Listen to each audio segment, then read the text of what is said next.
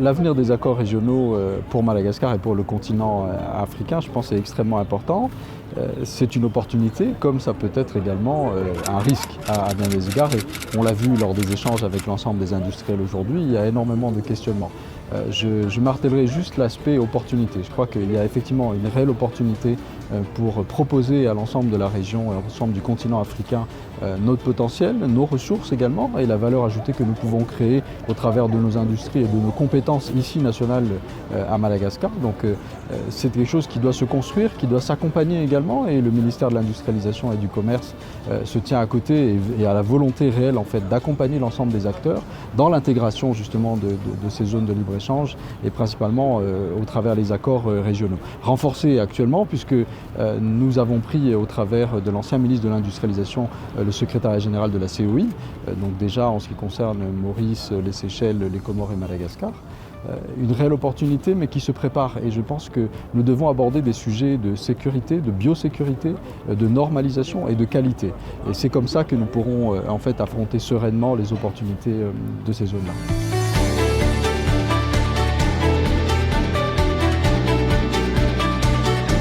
Je pense que c'est un événement inédit à Madagascar et encore une fois c'est une fierté pour Madagascar et principalement pour le syndicat des industries de Madagascar d'être en fait l'organisateur d'un tel événement.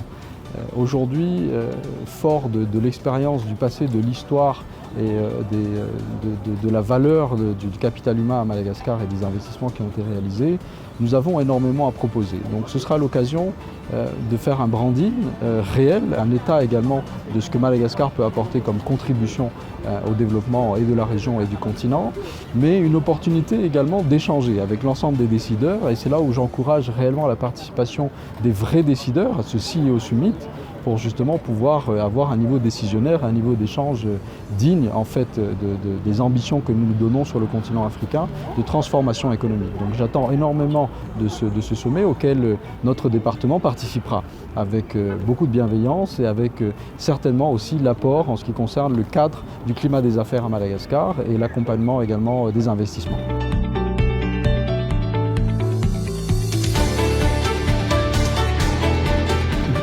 La réussite déjà du CEO Summit est une réussite des réalisations de notre ministère. La réussite de notre ministère est en fait la réussite des industriels et la réussite des investissements. Donc tout ce qui sera transcrit en termes de valeur ajoutée pour le pays au travers des investissements et des industriels et donc de la contribution de ce CEO Summit fera de toute façon la réussite de notre département.